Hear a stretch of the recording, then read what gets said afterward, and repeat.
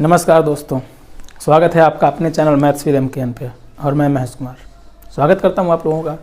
तो मित्रों, आज डे 8 लेके आए हैं NTPC टेस्ट सीरीज़ का या हार्ड क्वेश्चन सीरीज का। क्वेश्चन से स्टार्टिंग करते हैं। पहला क्वेश्चन देखिए, बहुत अच्छा क्वेश्चन है, किसी बंदे ने पूछा है, बहुत अच्छी तरीके से पूछा है। ठीक है, एक विद्यालय में 1500 विद्यार्थी हैं जो कि हिंदी और संस्कृत की परीक्षा में सम्मिलित हुए। 45% विद्यार्थी हिंदी में पास हुए, 65% विद्यार्थी संस्कृत में पास हुए और 22% विद्यार्थी दोनों विषयों में फेल हुए। तो बताइए क्या बताना, वो क्वेश्चन में आपको दिखाते हैं क्या बताना है। ठीक, क्वेश्चन कार्नर में लगा है, नो प्रॉब्लम नो टेंशन। समझो मित्र, इसको ध्यान से समझो। टोटल विद्यार्थी हमारे और आपके पास हैं 1500। ठीक है, जिसमें ये क्वेश्चन में बोल रहा है कि 45% विद्यार्थी हिंदी में पास हुए। अरे भैया, किसकी बात कर रहा है? ये पास वालों की बात कर रहा है। कितने? अरे 45% जो विद्यार्थी हैं वो पास हुए हिंदी में। एच लिख लें, हिंदी, एच फॉर हिंदी। उसके बाद 65% विद्यार्थी संस्कृत में पास हुए। 65% विद्यार्थी हैं जो मित्र वो पास हुए हैं संस्कृत में। यहाँ तक बात समझ आई? उसके बाद कह रहा है 22% विद्यार्थी दोनों विषयों में फेल हुए। यहाँ बात कर रहा है पास की, आगे बात कर रहा है फेल की। तो हम अगर 22% भैया अगर फेल हुए हैं तो पास वाले कितने होंगे? अरे तो दोनों में पास कितने होंगे भाई? अगर दोनों में 22% फेल हुए हैं तो हम ये कह सकते हैं कि 78% दोनों में पास हुए। बात नहीं समझ आई? अरे 22 और 78 100 होता, 100% टोटल होंगे, तो 78% जो होंगे वो दोनों में पास होंगे। इसको हटा के 22 को 78 लिख दे, कोई दिक्कत? अरे कोई दिक्कत नहीं मित्र, 78% दोनों में पास हुए। यहाँ तक बात समझ आई? कहो हाँ। फिर अगर हम निकालें इसमें पास वाले की, मतलब दोनों विषयों में जो पास हुए हैं, तो कैसे निकालते हैं भाई? इन दोनों को ऐड करके ये वाला माइनस कर दिया जाता है। ये दोनों को ऐड करके, दोनों को ऐड करो, कितने आएंगे मित्र? 6 4 10, 110 आ जाएंगे। ठीक है मित्र, 110% जो हैं उससे हमको माइनस करना है 78%। तो 110 से 78% माइनस करेंगे तो हमारा बचेगा भैया 32%। तो 32% ये मित्र जो आएंगे ये पास वाले आएंगे। कौन वाले पास वाले? ये दोनों विषयों में जो पास होंगे वो आएंगे। यहाँ तक बात समझ आई? तो दोनों विषयों में 32% पास हैं। क्वेश्चन में पहला क्वेश्चन ही ये बोल रहा है मित्र कि कितने विद्यार्थी दोनों विषयों में पास हुए। अरे भैया 32% हमको निकालना है किसका? 1500। टोटल विद्यार्थी कितने थे? टोटल विद्यार्थी थे 1500। इसका हमको निकालना है 32%। तो 1500 गुणे 32/100 परसेंटेज निकल आएगा। 100 से 00 से 00 कट जाएगा। 15 और 32 हमारा काट के कितना होगा मित्र? 15 दूनी 30 और 15 तियाँ 45, 480 विद्यार्थी ऐसे होंगे मित्र जो दोनों विषयों में पास होंगे। जो हमारा और आपका ऑप्शन कौन सा है? ऑप्शन है सा वाला। यहाँ तक बात क्लियर हुई? दूसरा क्वेश्चन आपको दिखाते हैं। कितने विद्यार्थी केवल हिंदी में पास हुए? ठीक, यहाँ तक बात समझ आई? इस तरीके के क्वेश्चन हमने आपको एक अलग से वीडियो बना दिया है, शायद 17 मिनट का लगभग है। अगर आप लोग देखना चाहते हैं, कार्नर में आई बटन में जाके मिल जाएगा वो वीडियो। ठीक है, आई बटन पे देखिए, वो वीडियो होगा, आराम से उसको देख सकते हैं। लेकिन उसमें जितने तीनों क्वेश्चन हैं, तीनों क्वेश्चन उसमें नहीं है। उसमें सिर्फ इतनी बात दी हुई है। अगर ये बात कम समझ आ रही है, उस वीडियो में जाके आप देख सकते हैं। ठीक है, उसमें हमने इसी तरीके से बताया है, वेन डायग्राम नहीं बताया। आगे जो आपको बताने जा रहे हैं वो वेन डायग्राम से बताने जा रहे हैं, क्योंकि और आगे जो क्वेश्चन है सब वो इस तरीके से नहीं सॉल्व होंगे, उनके लिए वेन डायग्राम कंपलसरी है। बात समझ आए मित्र? चलते हैं, बढ़ते हैं अगले क्वेश्चन की तरफ। अब आगे देखो मित्र, वेन डायग्राम कैसे बनेगा? वेन डायग्राम ऐसे बनेगा, समझना, ध्यान से समझना। ठीक, वेन डायग्राम भी समझ में आएगा आपके। 32% भैया क्या थे? 32% जो पास थे वो दोनों में पास थे, दोनों में पास थे। 45% हिंदी में पास थे, 65% संस्कृत में पास थे, 78% भैया बोथ में पास थे। क्योंकि वो क्वेश्चन में बोला 22% बोथ में फेल है, तो भैया 78% बोथ में पास होंगे। ये तो बात क्लियर, कोई इसमें डाउट तो है नहीं मित्र? तो हमने निकाल लिया कि 32% जो हैं दोनों में पास थे, तो भैया ये होंगे 32%। यहाँ तक बात समझ आई? फिर अगर हम इसको हिंदी मान लें, इसको संस्कृत मान लें, तो हिंदी में टोटल कितने पास हैं? 45% पास हैं। हिंदी में टोटल कितने पास हैं भाई? हिंदी में 45% पास हैं, जिसमें से 32 तो दोनों में हो गए। इधर बचे कितने? अरे हम कहेंगे 45 में से 32 माइनस करेंगे, जो बचेंगे उधर। 45 - 32 कितना भैया? 45 - 32 हमारा आपका हो जाएगा 13। अरे 13% भैया केवल हिंदी में पास हैं। ये बात समझना, ये बात समझने वाली है। ठीक है मित्र, 13% जो है ये परसेंटेज है मित्र, परसेंटेज। ठीक है, परसेंटेज है, इसको कोई बात नहीं, नहीं लिखते तब भी समझिए आप लोग। हिंदी में भैया केवल 13%, केवल हिंदी में, बात समझो मित्र। 32% बोथ में पास हैं। अरे 32% ऐसे होंगे जो हिंदी में भी पास होंगे, संस्कृत में भी पास होंगे। तो संस्कृत में टोटल कितने, 65%। 32% जिसमें से दोनों में पास हो गए, तो बचे वाले कितने, 65 माइनस 32 कितने बचे, 65 माइनस 32 भैया बचे 33%। नहीं समझ आ रहा है, हम फिर समझाएंगे आपको, परेशान आप बिल्कुल मत होना। देखो सुनो, बात समझो पहले। 32% मित्र दोनों में पास हैं, दोनों में पास हैं। फिर 13% केवल हिंदी में पास है, 33% केवल संस्कृत में पास है। अरे 32 और 33 जोड़ के 65% हो जाएंगे। 65% जो संस्कृत में पास हैं, 32 और 13% दोनों जोड़ के 45% हो जाएंगे। 45% ही तो हिंदी में पास है, तो हिंदी में पास है।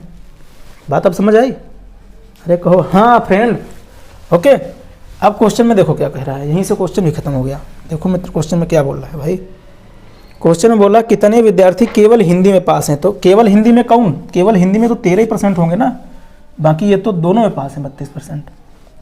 केवल हिंदी में 13%, तो भैया 13% की वैल्यू कितनी, अरे 100%, 1500 है तो 13% नहीं निकाल पाएंगे। अरे हमको 1500 का 13% ही तो निकालना है, तो 1500 गुणे 13 परसेंटेज के लिए बटे 100 करेंगे। 100 से कट जाएंगे ये डबल जीरो वाले। 15 गुणे 13 भैया कितना होगा, 15 एकन 15, 15 तिया 45, 195। तो 195 विद्यार्थी फ्रेंड ऐसे होंगे जो केवल हिंदी में पास होंगे। क्वेश्चन बी खत्म, जिसमें हमारा आपका ऑप्शन होगा बा means B option. Question number तीसरा दिखाते हैं आपको, कितने विद्यार्थी केवल एक विषय में फेल हैं। देखो मित्र, अब हम बनाएंगे फेल वाला डायग्राम, क्योंकि फेल से ही हमको फेल की बात कर रहा है। तीसरा क्वेश्चन यह है कि कितने विद्यार्थी केवल एक विषय में फेल हुए, केवल एक विषय में फेल हुए। देखो क्वेश्चन में कह रहा था 45% हिंदी में पास हुए, 65% संस्कृत में पास हुए। तो कितने हिंदी में फेल हुए होंगे भाई, 45% अगर हिंदी में पास हुए हैं तो हम कह सकते हैं कि 55% जो हैं वो फेल हुए, वो हुए फेल हिंदी में। अरे बात नहीं समझ आ रही भाई। अरे तभी तो 100% विद्यार्थी होंगे हिंदी पढ़ने वाले। 45, 55, 100, 65% संस्कृत में पास हुए तो कितने परसेंट फेल हुए संस्कृत में। अरे भैया 65% अगर पास हुए तो कितने परसेंट फेल हुए। अरे तो हम कहेंगे 100 में से 65 माइनस करेंगे तो 35% जो है, 35% जो है वो फेल हुए हैं संस्कृत में। अरे यहाँ तक बात समझ आई फ्रेंड। फिर क्वेश्चन में कह रहा था भैया कि 22% विद्यार्थी जो हैं दोनों विषयों में फेल हुए। 22% विद्यार्थी जो हैं ये दोनों में फेल हुए हैं। नहीं समझ आई मित्र बात।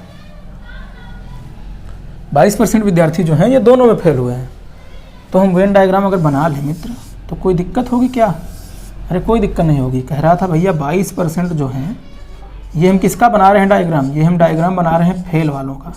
फेल वालों का भी बनाना सीख लो, बहुत ज़रूरत पड़ने वाली है। किसका डाला है ये, 3 इडियट्स का। उसमें कुछ बोलता है तो कहता है ये करना सीख लो, बहुत ज़रूरत पड़ने वाली है। समझ रहे हैं, वही ज़रूरत पड़ने वाली है। 22% जो है दोनों में फेल हुए। ये अगर हम हिंदी मान लें, इसको मान लें संस्कृत, तो 22% दोनों में फेल हुए। अच्छा 55% किस में फेल हुए, हिंदी में फेल हुए। तो हिंदी में हमको 55 करना। अरे भाई इस सर्कल में हमको 55% करना है कि नहीं करना बताओ। तो 22% तो ये होगा, कितने यहाँ पे रखे तो टोटल 55 हो जाए।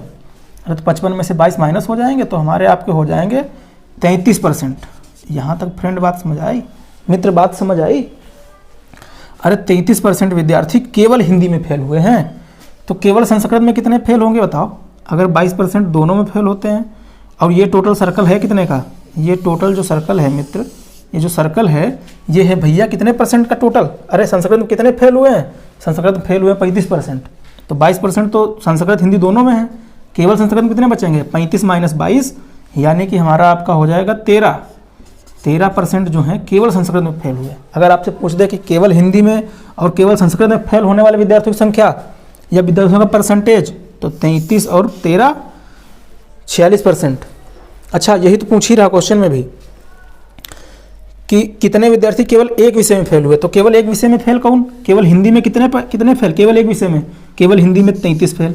केवल एक विषय में संस्कृत में कितने फेल, 13 फेल। तो 33% प्लस 13% कितने होंगे मित्र, ये हमारे आपके हो जाएंगे 3 1 4 46%। अरे 46% मित्र ऐसे विद्यार्थी हैं जो केवल एक विषय में फेल हुए हैं। बात समझ नहीं आई क्या भाई। अरे आ गई तो फिर समझ गए हो ना इशारा मेरा। अरे 46% मित्र ऐसे विद्यार्थी हैं जो केवल एक विषय में फेल हुए भाई, जिसमें से 33% केवल हिंदी में फेल हुए, जिसमें से 13% केवल संस्कृत में फेल हुए। तो टोटल कितने फेल हुए? टोटल भैया फेल हुए 33 + 13 46%। तो इनकी संख्या पूछ रहा है, टोटल विद्यार्थी थे 1500। अरे 1500 का हम 46% नहीं निकाल पाएंगे। 1500 का 46% हमको निकालना है, तो बटे 100 करेंगे।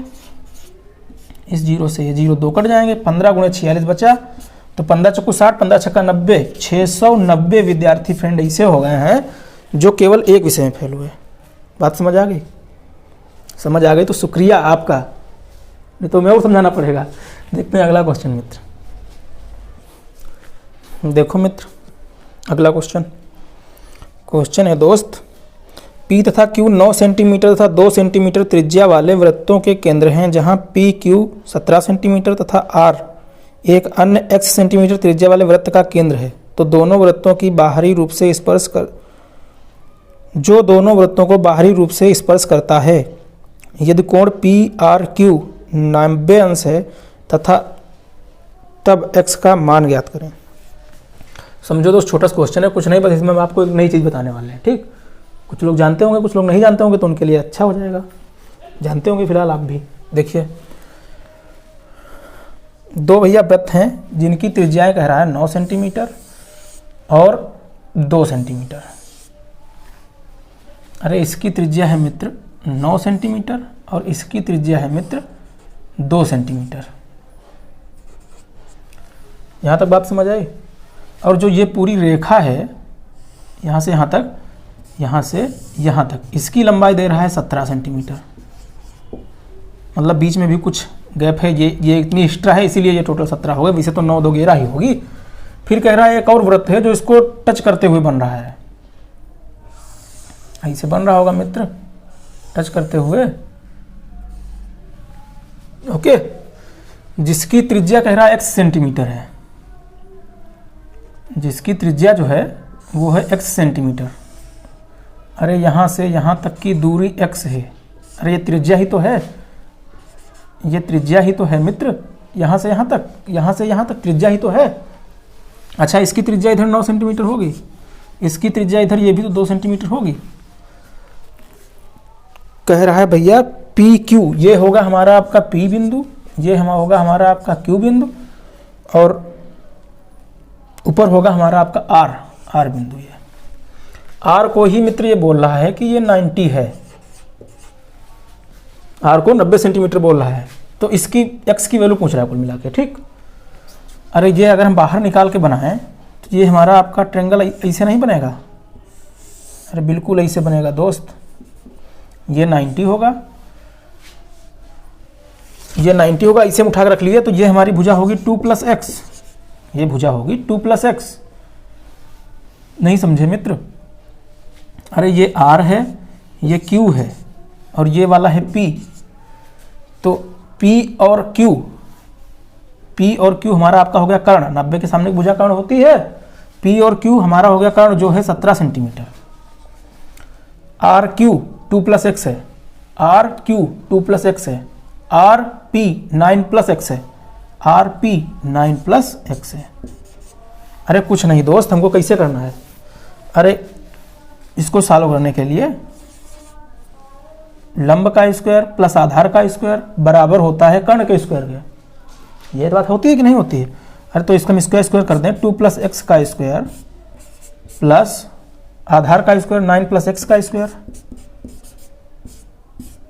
ये हमारे आपके बराबर होगा किसका? कर्ण का स्क्वायर। कर्ण कितना है? 17 का स्क्वायर। यहाँ से बनेगी द्विघात समीकरण। ये हम आपको बताना नहीं चाहते हैं, हम आपको एक छोटी सी चीज़ बताएंगे। अच्छी लगे तो रख लेना, ना अच्छी लगे तो नेगलेक्ट कर देना दोस्तों, और क्या हो सकता है। ये होता है सिस्टम मित्र। अच्छा, ये हमारा आपका कैसे हो जाएगा? ये भुजा होती है 8 15 17। ये 8 होगा, ये 15 होगा, 17 होगा। देखो कैसे होगा। त्रिभुज की कुछ भुजाएं होती हैं, हम 10 भुजाएं आपको बता रहे हैं जो मोस्ट पॉपुलर हैं। ठीक है, 90% क्वेश्चन यहीं से आ जाता है, 95% क्वेश्चन यहीं से आ जाता है, 5% क्वेश्चन बाहर से पूछता है। 3 4 5 लास्ट वाली भुजा जो हमारी होगी आपकी, वो होगी कर्ण। लास्ट वाली भुजा जो कर्ण है, सबसे बड़ी भुजा। ठीक, 3 4 5 6 8 10 5 12 13 7 24 25 8 15 17 9 40 41 11 60 61 12 35 37, फिर अगली होती है 16 63 65, उसके बाद लास्ट होती है 20 21 29। इनको याद कर लो, कहीं लिख लो, एक पेज पे चिपका लो दीवार पे मित्र, समझ रहे हो, कहीं लिख लो दीवार पे चिपका लो, उनको याद कर लो भाई, बहुत ज़्यादा प्रॉफिटेबल हैं ये। लास्ट वाली दिख रही है, अगर नहीं दिख रही है तो मोरल बोले दे रहे हैं 20 21 29। ठीक, 3 4 5 6 8 10 5 12 13 7 24 25 8 15 17 9 40 41 11 60 61 12 35 37 16 63 65 20 21 29। तो भैया यही तो भुजा है। 17 किसमें है? अरे 17 सिर्फ इसमें है। 8 15 17 हमारी ये आपकी होंगी भुजा, इसलिए हमने आपको ये क्वेश्चन बताया। ठीक, बिल्कुल 2 सेकंड का क्वेश्चन है। अगर हमको 17 दिख रहा है तो जाहिर सी बात है कि 8 15 17 हो जाएगी। कहीं पे 13 दिख जाए तो 1 5 होगी, 12 होगी। कहीं पे 61 दिख जाए तो 11 होगी, 60 होगी। बात समझ आई? अरे कहीं पे 10 दिख जाए तो 6 8 होंगी। बस यही था। तो हमको 17 दिख गए तो मतलब 17 8 15 17, एक होगी भुजा 8, एक होगी 15, एक 17। हमको वैल्यू पूछा था x की। अरे 2 + x बराबर 8 या 9 + x बराबर 15, तो x की वैल्यू नहीं निकाल पाएंगे। अरे 2 में हम भैया x की जब कितना रख दें, 6 रख दें तो जुड़ के 8 हो जाएगी। अरे x की जगह पर अगर हम 6 रख दें तो जुड़ के 8 हो जाएगा। 6 और 2 8, x की जब 6 रख दें तो 9 6 15। बात क्लियर दोस्त? करके देख लेना। पहली बात तो 100% होगा ही होगा, अगर ना हो तो फिर ये तो है ही, हमने आपको बता ही दिया कि 2 + x का होल स्क्वायर प्लस 9 + x का होल स्क्वायर बराबर 17 का स्क्वायर, द्विघात समीकरण बनाना और आराम से आंसर लेके आना। ओके मित्र, देखो मित्र अगला क्वेश्चन ये है, राजू ने 150 रुपये प्रति कमीज की दर से 250 कमीजें खरीदी।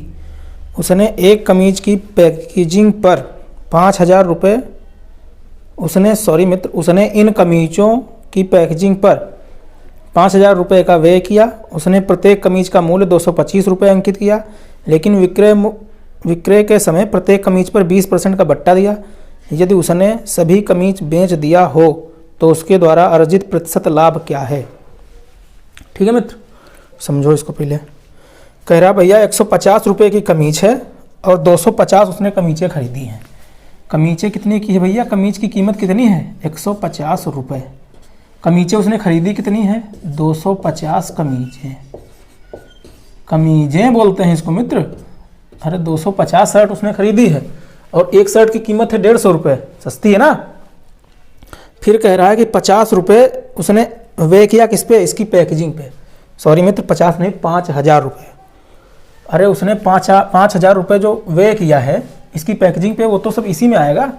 अरे कितना व्यय किया? 5000 रुपये व्यय किया। किस पे व्यय किया? 250 कमीजों पे।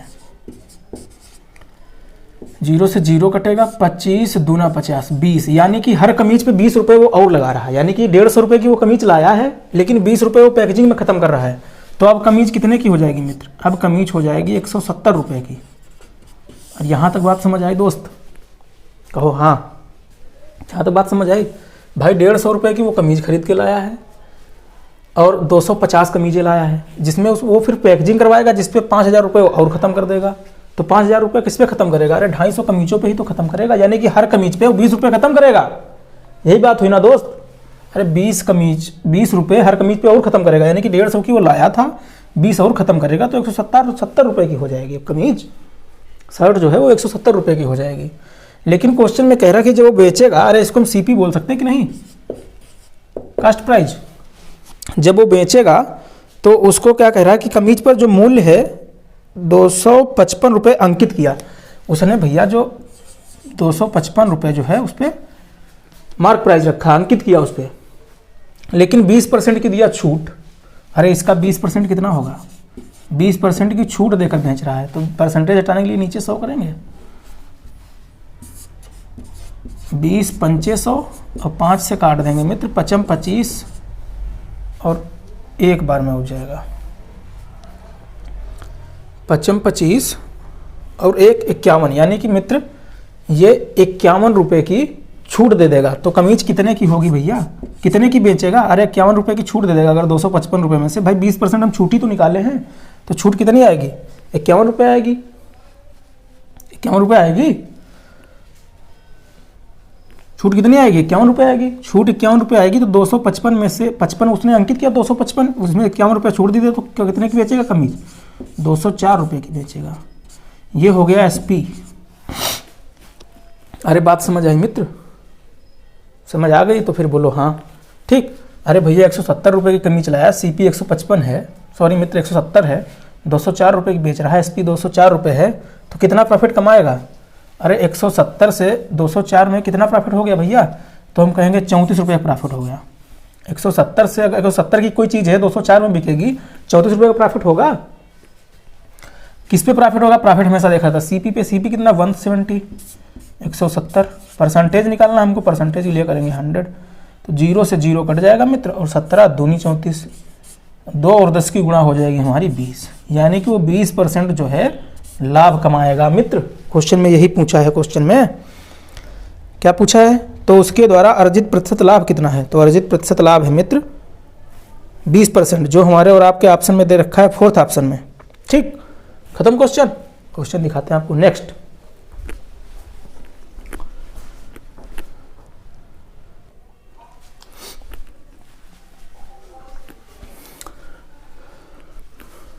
देखो मित्र, अगला क्वेश्चन कह रहा है सेट ए की सतत 6 सम संख्याओं का योग 402 है। दूसरे सेट बी की सतत 4 संख्याओं का योग क्या है? इस सेट की सबसे छोटी संख्या सेट ए की न्यूनतम संख्या के 2 गुने से 15 कम है। समझो मित्र, कह रहा भैया कि सेट ए की जो संख्याएं हैं 6 सम संख्याओं का योग 402 है। अरे जो हमारा भैया हमारा आपका जो है सेट ए जो है इसमें 6 संख्याएं हैं जिनका योग कितना है मित्र? 402 है। योग जो है 402 है, और वो 6 संख्याएं जो हैं वो क्या हैं? क्रमागत या सतत 6 सम संख्याएं हैं। अगर हम मान लें मित्र कि सेट ए की पहली क्रम संख्या सम x है, पहली जो संख्या है सम वो x है, तो दूसरी संख्या क्या होगी? x + 2 होगी। अरे तीसरी संख्या x + 4 होगी। चौथी संख्या चौथी संख्या मित्र x + 6 होगी। पांचवी संख्या x + 8 होगी, और छठी संख्या x + 10 होगी। इन्हीं सबका योग जो है वो 402 है।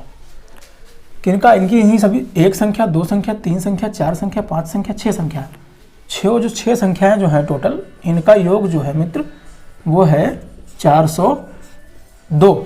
बात समझ आई दोस्त? इनका योग जो है वो 402 है। तो इनका हम योग कर लें भैया, सबका योग ही तो 402 है। अरे यहाँ तक बोलो भाई, कोई दिक्कत?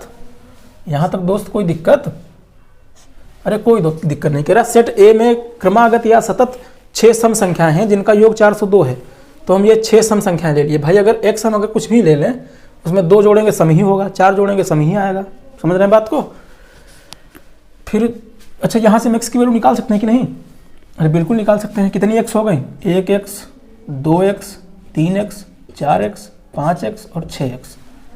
6x प्लस संख्याएं जोड़ेंगे, गिनतियों का कितना? 2 और 4 6 और 6 12, 12 और 8 20, 20 और 10 30, बराबर इनका योग कितना है? 402 है।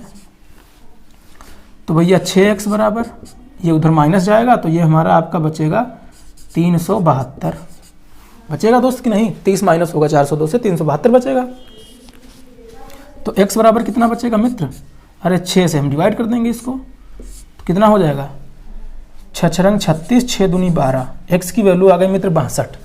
यानी कि जो पहली संख्या है सम, पहली सेट ए की जो सबसे छोटी और पहली संख्या है सम संख्या, वो है 62। यहाँ तक कोई डाउट? अरे कोई डाउट नहीं दोस्त। उसके बाद देखो क्या कह रहा है। उसके बाद कह रहा दूसरे सेट बी की सतत 4 संख्याओं का योग क्या है? इस सेट की सबसे छोटी संख्या सेट ए की न्यूनतम संख्या के 2 गुने से 15 कम है। सेट ए के न्यूनतम संख्या भाई ये 62 होगी, तो ये वाली संख्या जो है हमारी 64 होगी, ये वाली संख्या हमारी जो है 66 होगी। सब सम संख्याएं आ रही कि नहीं? इसके 2 गुने से 15 कम है। कौन सी संख्या? इसके 2 गुने से, अरे 62 के 2 गुने से 15 कम है क्या? सेट बी की सबसे छोटी संख्या, ये सेट बी की जो आएगी, सेट बी की सबसे छोटी संख्या आएगी, सेट बी के सबसे छोटी संख्या आएगी। अरे आएगी कि नहीं दोस्त? कहो हाँ मित्र। तो सबसे छोटी संख्या क्या आएगी? 62 दूना 124 माइनस 15। 124 से 15 माइनस करेंगे तो हमारा और आपका बचेगा 109। अरे बचेगा कि नहीं बचेगा दोस्त? बचेगा 109। तो 109 हमारी क्या है? सेट बी के सबसे छोटी संख्या है, सेट बी के समूह की सबसे छोटी संख्या है। और क्वेश्चन में ये बोल रहा है कि दूसरे सेट बी की सतत 4 संख्याओं का योग क्या है। तो सतत 4 संख्याओं का, तो अगर पहली 109 है तो दूसरी संख्या 110 होगी, तीसरी संख्या 111 होगी, चौथी संख्या 112 होगी। इन्हीं का योग ही तो पूछ रहा है दोस्त, सतत 4 संख्याओं का योग पूछ रहा है। तो इनका हम योग नहीं कर पाएंगे, तो जोड़ेंगे डायरेक्ट कैसे? 100 से सब ऊपर हैं, तो 100 से सब ऊपर हैं तो हम पहले 4 बार 100 हैं तो इसको हम 400 लिख सकते हैं। प्लस कितना कितना ऊपर वाला जोड़ लें। 9 और 10 19, 19 और 11 20, अरे सॉरी मैं 19 और 11 30, 30 और 12 42। तो 400 प्लस 42 टोटल हमारा आपका हो गया 442। यही हमारा और आपका हो गया आंसर, जो ऑप्शन में किसमें दे रखा है मित्र? ऑप्शन 2 में दे रखा है। बात समझ आ गई? दिखाते हैं फिर आपको अगला क्वेश्चन। देखो मित्र अगला क्वेश्चन है m बराबर अंडर रूट के अंदर 5 प्लस अंडर रूट के अंदर 5 प्लस अंडर रूट के अंदर 5 चलते चलते इन्फाइनाइट तक, और इसी तरीके से n बराबर दिया है, अंडर रूट के अंदर माइनस में वो चलता है।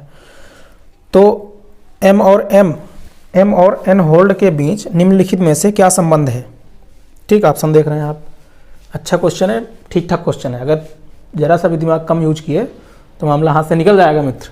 देखो, अरे भैया m बराबर दे रखे हैं मित्र ये हमको और आपको, अंडर रूट के अंदर 5 प्लस अंडर रूट के अंदर 5 प्लस रूट के अंदर 5, ऐसे चलते चलते दूर तक जाएंगे।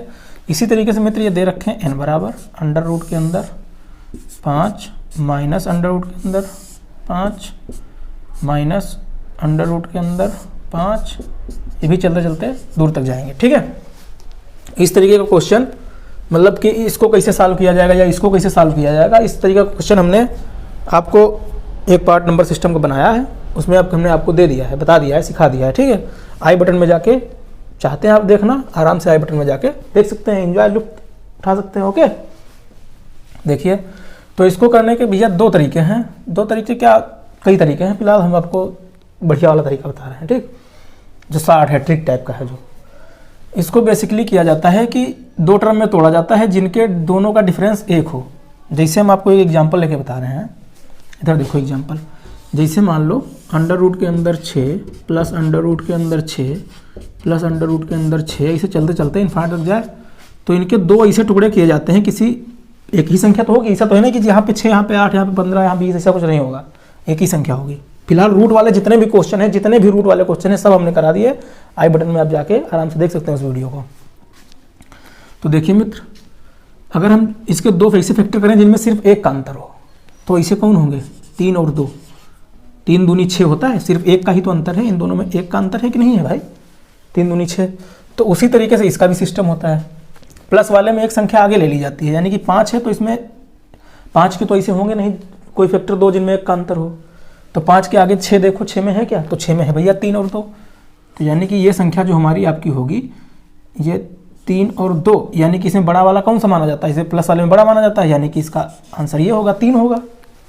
यहाँ तक मित्र बात समझ आई कि 3 और 2 के ऐसे फैक्टर होंगे जिसमें बड़ा वाला अगर प्लस है तो बड़ा वाला, अगर ये माइनस होता, अगर यही मित्र होता माइनस 6 माइनस के अंदर अंडर रूट 6 माइनस के अंदर अंडर रूट 6, तो इसके हम 6 के फैक्टर करते तो 3 दूनी 6, तो इसमें जो आता वो छोटा वाला लिया जाता। अगर माइनस में होता तो छोटा वाला आंसर, प्लस में है तो बड़ा वाला आंसर, यानी कि 3 और 2 में 3 आंसर, 3 और 2 में 3 आंसर। अगर माइनस है तो इसमें 2 आंसर। ये चीज़ हमने आपको बता रखी है, आई बटन में आप फिर हम कह रहे हैं देख लीजिए आकर। ठीक है, अच्छा लगे तो मज़ा आ रहा हो, अगर इसमें इंटरेस्टिंग हो तो, ना इंटरेस्ट हो तो मत देखना मित्र। देखो यहाँ तो बात समझ आई। तो मतलब ये हुआ कि अगर हम इसको ए मान लें तो इसको ए प्लस वन मानेंगे भाई। अगर 2 को हम ए मान लें तो ये 3 ए प्लस वन होगा। अगर ये ए होगा तो ये ए प्लस वन होगा भाई। अगर 2 ए है तो 3 ए प्लस वन होगा कि नहीं होगा? क्योंकि उनमें हमेशा अंतर 1 का होना चाहिए, हमेशा अंतर 1 का होना चाहिए। तो m की वैल्यू क्या आएगी मित्र? m की वैल्यू आएगी a प्लस वन। नहीं बात समझ आई? m की वैल्यू आएगी m प्लस वन, क्योंकि ये है a और ये है a प्लस वन। m की वैल्यू क्या आएगी? a plus one. अच्छा, वही संख्या माइनस में है, तो अगर माइनस में है तो छोटी वाली संख्या यानी कि 2 आंसर, छोटी वाली संख्या यानी कि छोटा आंसर। तो n की वैल्यू क्या आएगी मित्र? n की वैल्यू आएगी सिर्फ a, क्योंकि छोटी वाली चीज़ में देखी जाती है। तो a की वैल्यू, n की वैल्यू कितनी आएगी? a। भाई क्वेश्चन तो सेम है, बड़ा वाला इसका आंसर होता है प्लस वाले का, छोटा वाला माइनस वाले का आंसर होता है। ओके मित्र, तो n बराबर a आएगा, m बराबर a प्लस वन आएगा। a प्लस वन 3 की वैल्यू है और a की वैल्यू है 2। ठीक, तो हमको समझ में ये आया कि m माइनस n बराबर, सब में 0 दे रखा है ऑप्शन में, हर में सब में 0 दे रखा है। m माइनस वन n बराबर 0, सब में 0 दे रखा है। अरे ऑप्शन में देखो सब में 0 दे रखा है, यानी कि हम m से, अच्छा पहले वैल्यू रख के देख लो। m की वैल्यू क्या है? a प्लस वन है, माइनस n की वैल्यू क्या है? a है। अगर हम इससे, इसको 0 आना चाहिए तो इसमें हम क्या करें भाई? ये 0 हमको लाना है, क्या करना है? अरे तो a से a कट जाएगा, प्लस वन है तो हमको माइनस सिर्फ 1 करना होगा। और ये m की वैल्यू है, माइनस n, a की वैल्यू n है और माइनस 1 हम और रखे हैं। यही हमारा आपका हो गया आंसर। ऑप्शन बोले तो डी ऑप्शन। ये चीज़ नहीं समझ आ रही होगी, थोड़ी थोड़ी हम समझा रहे हैं आपको क्या है ये चीज़। अरे n बराबर a है, m बराबर a प्लस वन है। क्वेश्चन में ऑप्शन में दे रहे हैं हमको सबके बराबर, हर ऑप्शन में 0 दे रखा है बराबर, तो जाहिर सी बात हमको 0 करना ही करना पड़ेगा। सब में भाई 0 दे रखे हैं ऑप्शन में, तो 0 हमको करना ही करना पड़ेगा। तो हम अगर m या n माइनस n लिख लें, n माइनस m लिख लें तब भी बनेगा, कोई दिक्कत नहीं। या m प्लस वन लिख लें तब भी बनेगा, कोई दिक्कत नहीं है। हमको 0 लाना है तो हम कैसे लाएंगे?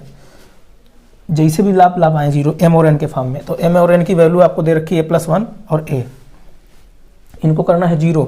तो क्या करें हम? अरे a प्लस वन से a माइनस करेंगे तो a खत्म हो जाएगा, a प्लस वन से a माइनस करेंगे तो a खत्म हो जाएगा, प्लस वन बचेगा। उसको भी 0 बनाना है तो प्लस वन के लिए माइनस 1 कर दें तो वो भी 0 बन जाएगा, यानी कि माइनस n से हम माइनस 1 कर दें तो 0 हो जाएगा। बात समझ आ गई दोस्त? ठीक, दिखाते हैं आपको अगला क्वेश्चन। देखो मित्र, एक और पार्टनरशिप का क्वेश्चन, साझेदारी जिसको बोलते हैं। ठीक है मित्र, पार्टनरशिप से एक छोटा सा क्वेश्चन है, समझिए ध्यान से और करने की कोशिश करिए। देखो क्वेश्चन ये है कि ए, बी और सी ने क्रमशः 5:6:8 के अनुपात में रकम निवेश कर व्यापार शुरू किया। 1 वर्ष बाद सी ने 50% रकम का आहरण कर लिया। आहरण मतलब वापस कर ली, 50% रकम उसने निकाल ली, ले ली, अपने पास ले ली। ठीक है, और सी ने 50% रकम ले ली। फिर उसके बाद कह रहा ए ने निवेश की गई अपनी मूल रकम के 60% का अतिरिक्त निवेश किया। 2 वर्ष के अंत में ए, बी और सी बीच क्रमशः किस अनुपात में अर्जित लाभ का वितरण किया जाना चाहिए? ठीक मित्र, देखो 3 बंदे हैं भैया, कौन कौन? ए, बी और सी। इन्होंने 5 रुपया, 6 रुपया, 8 रुपये के अनुपात में, अरे ये 5, ये 6 और ये 8, इसके अनुपात में इन्होंने पैसा लगाया। 50 भी हो सकता है, 60 भी, 80 भी, या इसको 5000 या 500, जो आपके सुविधाजनक। अगर डाटा ज़्यादा डिफिकल्ट दिया हुआ है तो इसको 500 या 5000 करके मान लिया जाता है। ठीक है, क्योंकि ये अनुपात में दे रखा है। अच्छा, साल क्वेश्चन में बात कर रहा है 2 साल की, 3 साल की बात कर सकता है, 4 साल की बात कर सकता है, कुछ भी कर सकता है। अभी 2 साल की फिलहाल बात कर रहा है। ठीक है मित्र, कह रहा है कि सी ने 50% रकम का आहरण कर लिया। अच्छा, सी के भैया पास 1 साल बाद बात कर रहा है, 1 वर्ष बाद सी ने 50% रकम का आहरण कर लिया। अच्छा, जो ये 8 रुपया है इनके, ये 1 साल तक चलेंगे ही, चाहे इसको 12 माह लिख लो। अरे 12 माह ही लिखे दे रहे हैं, ठीक, 12 माह तक चलेंगे भाई, 1 साल की बात कर रहा है। उसके बाद जो इसके बचे वाले रुपए होंगे 50%, अरे 8 का 50% यानी कि 4 रुपये उसने निकाल लिए, बचे कितने? 4 रुपये, वो भी तो 12 माह चलेंगे। अब समझ रहे हैं दोस्त? अरे 8 रुपये थे उसमें, 12 महीने 8 रुपये निवेश किया, लेकिन 1 साल बाद उसने आधे रुपये निकाल लिए, 50%, बचे कितने? 4 रुपये। अब 4 रुपये, वो भी तो 12 महीने चलेंगे। लेकिन कह रहा है कि ए ने भैया क्या किया? ए ने निवेश की गई अपनी मूल रकम के 60% का अतिरिक्त निवेश किया 1 साल बाद, यानी कि जो इसके 5 रुपये हैं ये 1 साल तक तो चलेंगे ही, प्लस वो 60% और निवेश कर देगा। अरे 60% मित्र कितने, अरे 60% कितने इसके, 5 का 60% होता है 3, यानी कि अब हो जाएंगे उसके रुपए 8, ये 12 महीने और चलेंगे। अरे मित्र यहाँ तक बात समझ आई। बात ये हुई नॉर्मल सी कि ए ने जो है 5 रुपये जो है 12 महीने के लिए लगाए, फिर उसके बाद जो है उसने 60% पैसे और इन्वेस्ट कर दिए, तो भैया अब हो गए 8 रुपये, ये और 12 महीने चलेंगे क्योंकि 2 साल की बात कर रहा है। सी ने भैया क्या किया, 8 रुपये 12 महीने के लिए लगाए और इसमें से 50% फिर पैसे निकाल लिए, उसके बाद फिर जो बचे वाले वो फिर 12 महीने के लिए और लगा देगा। बात समझ आई। लेकिन सी ने कुछ छेड़छाड़ नहीं की, यानी कि सी का जो पैसा है वो टोटल चलेगा 24 महीने। अब तो कोई दिक्कत तो नहीं है। अच्छा, हम इसको करने के लिए चाहे इसको 1 साल मान लें या 2 साल मान लें, 1 साल में 1 साल मान लें, कैलकुलेशन इजी हो जाएगी। लेकिन महीने से ज़्यादातर क्वेश्चन होते हैं करने के लिए, इसलिए हमने महीने ही इसमें इंक्लूड करी हैं। यहाँ से अगर हम 12 एलसीएम ले लें तो अंदर क्या बचेगा, 5 + 8 बचेगा। एलसीएम ले रहे हैं सरल करने के लिए, चाहे तो इसको 12 और 5 की गुणा कर लें, 8 और 12 की गुणा कर लें, इसकी गुणा कर लें, लेकिन थोड़ा वहाँ से क्वेश्चन होगा टप क्या कैलकुलेशन थोड़ी ज़्यादा हो जाएगी, और कोई बात नहीं है। इधर 12 एलसीएम ले लें तो अंदर बचेगा 6 × 2, इधर 12 भैया एलसीएम ले लें तो अंदर बचेगा 8 + 4। अरे कोई दिक्कत मित्र, यहाँ तक कोई दिक्कत नहीं भाई, सबसे 12 कट जाएगा क्योंकि ये सब रेशियो में दिए हुए हैं, अनुपात में सब दिए हुए हैं। ये सब जो दिए हुए हैं ये मित्र अनुपात में दिए हुए हैं। अरे यहाँ तक भाई समझ आई बात। आगे चलते हैं, क्या बचा, 5 × 8 = 13 अनुपात 6 × 2 = 12 अनुपात 8 और 4 = 12। यही हमारा और आपका हो गया आंसर कि लाभ किस अनुपात में बटेगा भाई, तो लाभ इस अनुपात में बटेगा। ठीक, किस अनुपात में अर्जित लाभ का वितरण किया जाना चाहिए, तो इस अनुपात में किया जाना चाहिए, 13:12:12, जो हमारा और आपका ऑप्शन दे रखा है 3rd। ठीक, एक क्वेश्चन आपको और दिखाते हैं टाइम एंड वर्क से। देखो मित्र, अगला क्वेश्चन, 4 पुरुष एक काम को 2 दिन में पूरा कर सकते हैं या पूरा करते हैं, उसी काम को 4 महिलाएं 4 दिन में पूरा करती हैं, जबकि उसी काम को 5 बच्चे 4 दिन में पूरा कर सकते हैं। यदि 2 पुरुष 4 महिलाएं और 10 बच्चे एक साथ काम करें तो यह काम कितने दिन में पूरा हो सकता है। हमने आपको एक दोस्त सरल मेथड इस क्वेश्चन करने का बताया है, आई बटन में लिंक है, आराम से देख सकते हैं। यहाँ पे समझ आ जाए तो यही देख सकते हैं, आई बटन की ज़रूरत ही नहीं, वहाँ देखने की ज़रूरत ही नहीं, यही देखिए। तो भैया क्या होता है, जितने लोगों को पूछा जाता है, किसको किसको पूछा जा रहा है, 2 पुरुष और 4 महिलाएं और 10 बच्चे, इनको पूछा जा रहा है। जिसको पूछा जाता है उसको ऊपर रखा जाता है, और जो पहले काम कर चुके हैं वो बटे में रखा जाता है। ठीक, करने का तरीका, और सबको जोड़ दिया जाता है। तो भैया क्या कर रहे हैं, पुरुष वालों को देखो, पुरुष की बात, पहले पुरुष है 2 पुरुष में देखो क्या कह रहा है, 4 पुरुष एक काम को 2 दिन में कर सकते हैं, तो 4 × 2 पुरुष और गुणे दिन में रखे जाते हैं। ठीक, फिर कह रहा है महिलाएं, 4 महिलाएं हैं क्वेश्चन में, 4 महिलाओं से पूछ रहा है, तो महिलाएं कितना काम पहले कर रही हैं, तो 4 महिलाएं 4 दिन में कर रही हैं, तो 4 × 4। फिर तीसरा वाला क्या है, बच्चे हैं क्वेश्चन में, देखो लास्ट लाइन, 10 बच्चे एक साथ काम करें, तो बच्चे के नीचे बच्चे वाले रख दें, तो बच्चे क्वेश्चन में कितना दे रहा है, पहले काम कर चुके हैं, 5 बच्चे 4 दिन में पूरा कर सकते हैं, तो उसको कर देंगे 5 × 4। अगर डिटेल में भी तो समझना है तो इस पर हमने कई क्वेश्चन कराए हैं, 4, 6, 8, 10, 6-7 क्वेश्चन कराए होंगे। आई बटन में लिंक है, आराम से वहाँ से आप देख सकते हैं।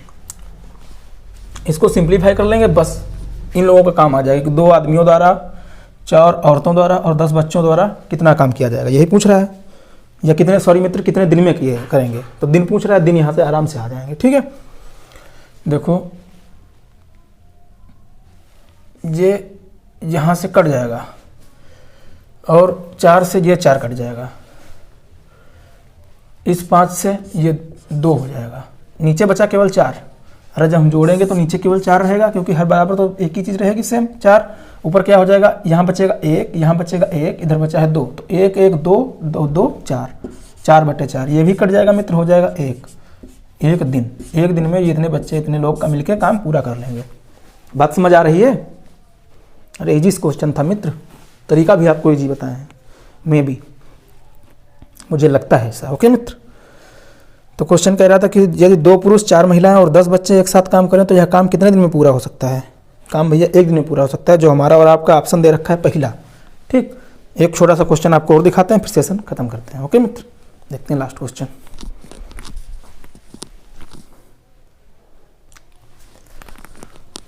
देखो मित्र, क्वेश्चन दे रखा है, कुछ यूनिक तरीका है इसलिए इसको बता रहे हैं।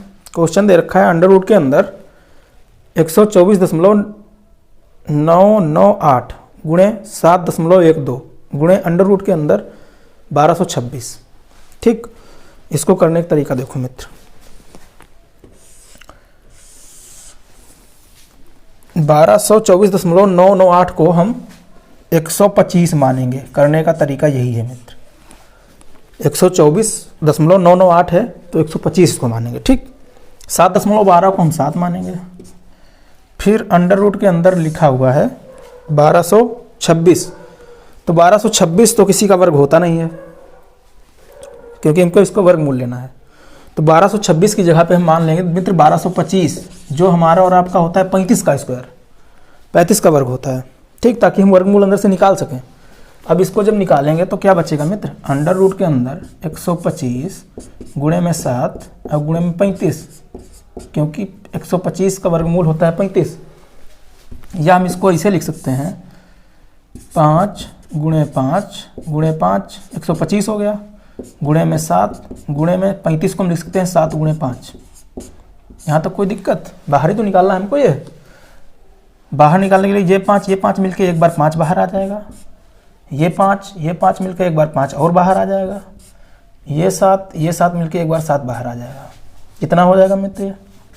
25 गुणे 7, ये हो जाएगा दोस्त 25 गुणे 7, जो हमारा आपका होता है 25 7 175। यही हमारा आपका है आंसर। ठीक, उम्मीद करते हैं मित्र ये सेशन अच्छा लगा होगा, पसंद आया होगा। तो फिर आपका जो मन करे वो करिए, अगर अच्छा आया है। ठीक, कहने की जरूरत नहीं है दोस्त, समझदार हैं आप लोग।